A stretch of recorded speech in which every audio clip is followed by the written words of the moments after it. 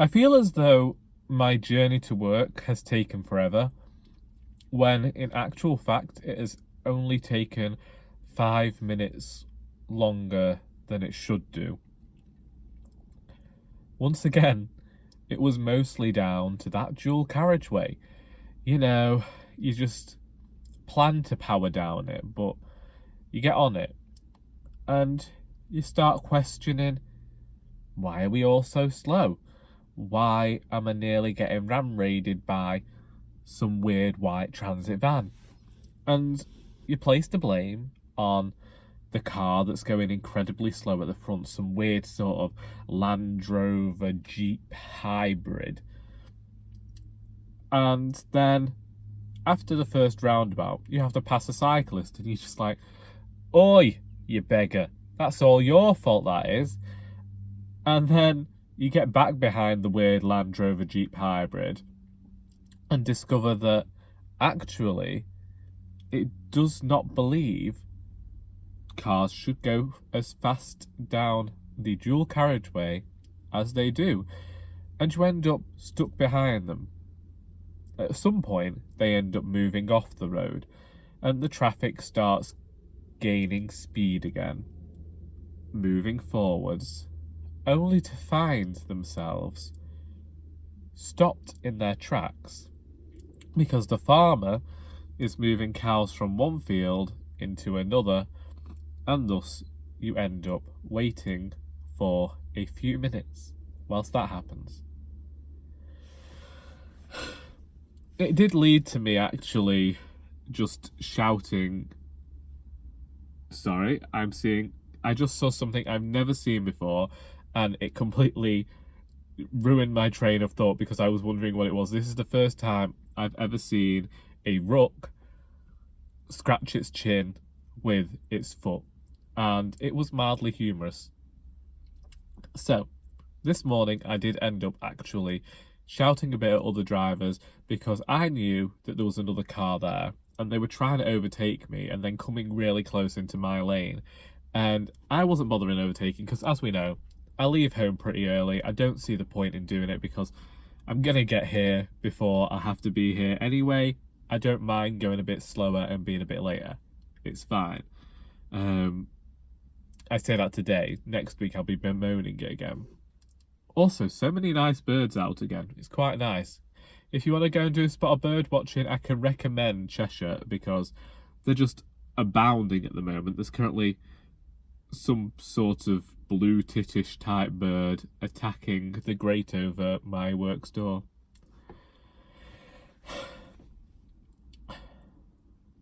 Once again, as in all of these videos, I tell you that I haven't slept again. I think it's because I'm back at work. I've been off work since the Saturday before the bank holiday. I came in last Friday just to see them, show off my sister's dog and deliver some eggs. But I haven't been here to work. And so I don't know whether it was just because I've been sleeping in and I was wary of doing that. But I managed to get 2 hours in there, so I think we're okay. And, you know, I was up early, so I was the tiniest bit productive, not in, like, literature-wise, but in terms of getting some washing up done. Not enough for my sister's liking, but, you know, there are 5 of us in that house. So, this is going to be the video where I tell you that I've decided that I'm donating Milkman by Anna Burns back to the shop. I don't mean donating because I only borrowed this book, but I reached the 143 page point and just decided that this book wasn't for me. I'll put it down. So, firstly, in the last week, I saw a lot of people talking about this book, and I thought that I really wanted to read it. It reignited in me the want to read this book. I didn't want to read it last year. I didn't want to read it when it won the Booker, but it came into the shop and I thought I'll borrow it and see what all the fuss is about. And then, as books tend to do, it sat on my shelf.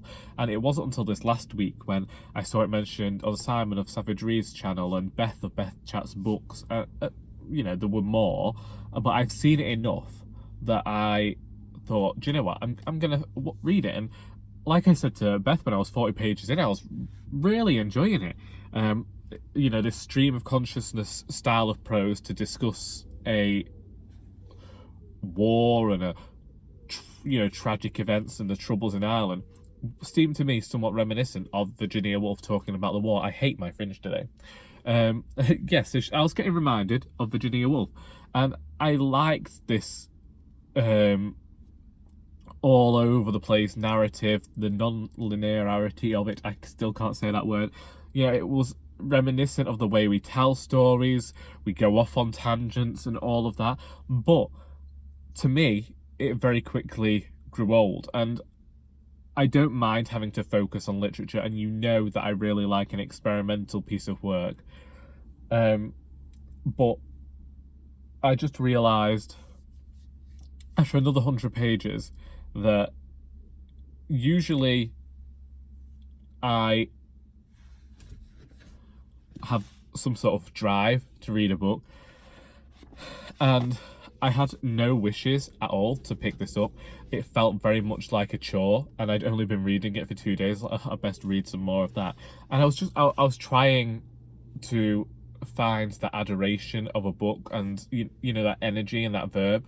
And I don't think that this book was hyped up too much for me. I mean, yes, it won the Booker, but I didn't really hear people talk that much about it. I know that one of the writers at the writers group actually wrote a letter into the Guardian talking about how much they enjoyed this book, and so that was one of the reasons really that I'd wanted to read it. But I just know that it's not for me, and whilst there are some dark moments, it kept talking about how funny it was and the black comedy within this, and I didn't get that, so it's going back to the shop. Also, last night, just before I went to bed, Moona, a band I particularly enjoy, released a new song. I couldn't listen to it until this morning because I left my headphones downstairs, but I have now listened to it 3 times. In fact, I listened to it on repeat before I had to leave the house. It is called Number One Fan, and I think that it is a brilliant return to form. I really enjoy their music. Their first album is one album that I'm a bit wary to listen to, because if I listen to one song, undoubtedly I'll end up listening to the entire album.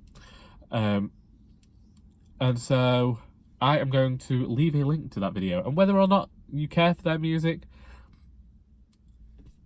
I particularly like it. I enjoy it immensely, and I'm very happy that there is new music coming from them. Let's talk about my own writing now. Originally, I booked this holiday in the hopes of being able to finish writing Doris Ahoy. I finished work on the Saturday, as I have said. I wrote some on the Sunday. I wrote some on the Monday.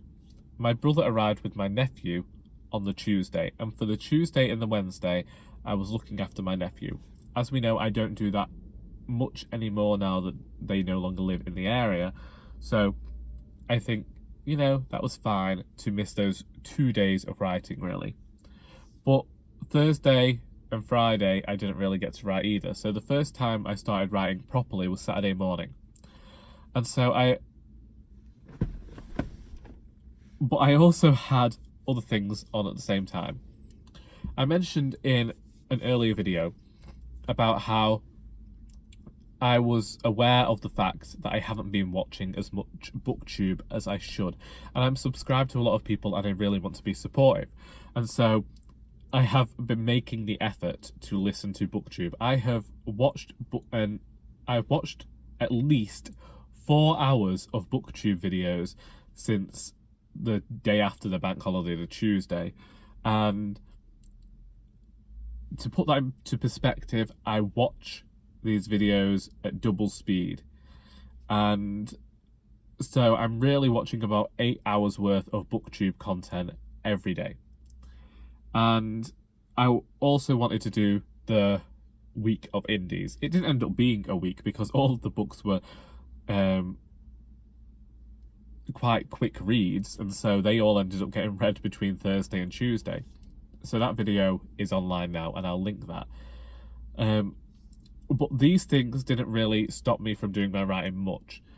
In terms of Booktube, I would watch the Booktube whilst I was writing. Quite a few of you have accompanied me whilst I have been writing Doris Ahoy on a split screen. And still, I have only managed to get 7,000 words down. And, you know, that's actually quite a lot in terms of this story. To put it into perspective, the stories in the first Doris book are between 4,000 and 5,000 words, because I was trying to get them into, if they were read aloud, they would last for half an hour. The stories in the second book ended up longer than that because I no longer cared, and so they ended up being at least 7,000 words for the majority of them. There's a very long one there, which is Something Wicked, which is one of my favourite stories that I wrote for Indisputably Doris. And Doris Ahoy, I planned 2 stories of between 10 and 12,000 words. The first story in here was 9,600, and when I reached the 9,000 mark of the second story, I knew I wasn't even halfway near finished. Therefore, I feel as though at 11,000 words, I still have a long way to go.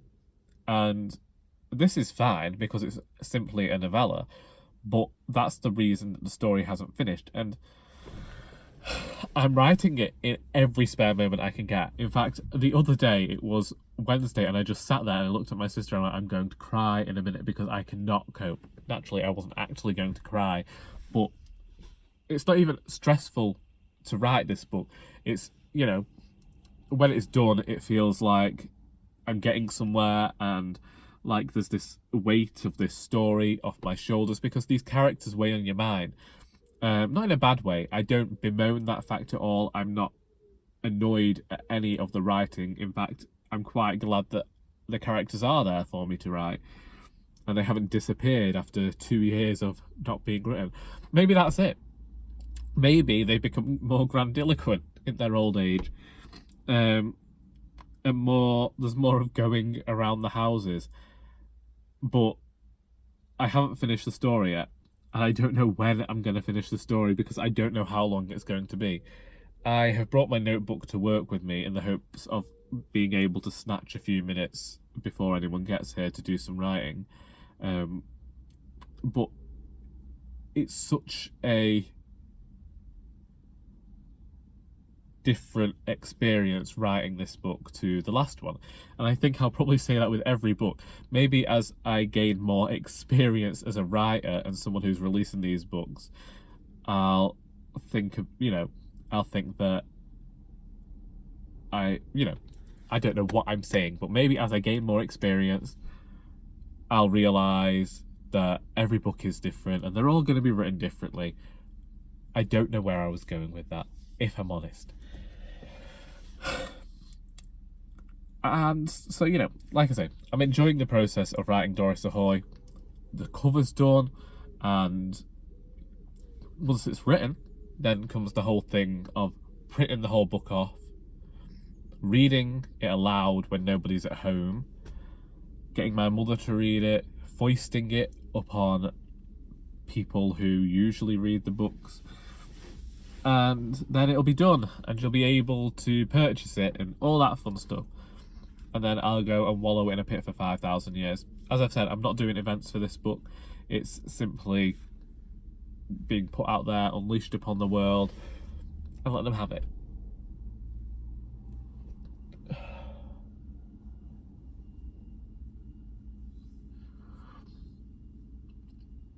Whilst I've been watching Booktube, I haven't really watched any television. In fact, the one thing I did watch was the RuPaul's Drag Race finale last Friday morning. I was quite happy with the result. However, I actually discovered that as it happened because last Thursday and last Friday I didn't sleep either. Maybe it's a thing about Thursday nights. Maybe something happens on a Thursday to stop me sleeping. I don't know. But yeah, I was awake when it happened, and I felt like the ultimate fanboy in the UK, being awake at 3 o'clock in the morning, reading up on who was winning, and then thinking that was the result that I wanted. Naturally, I still didn't sleep then, and so I was like, well, that wasn't what was keeping you awake. I have lied, actually. I just realised I did end up watching an episode of Coronation Street that had Lorraine Kelly in it, and I also saw some of Britain's Got Talent, but that was just because it was on in the background whilst I was either reading or writing. And then last night I saw an episode of Emmerdale. Well, once again, that was on in the background. I didn't see all of it, but you know, there was a funeral, and who doesn't love a funeral? So that's that. That's 16 minutes of what I have been up to over the last fortnight. How about you? What have you been getting up to? What have you been reading? What have you been writing? What have you been watching? What have you been listening to? Let me know your favourite things of the last fortnight in the comments. I hope you got something out of this video besides sheer boredom. And until next time, that is all.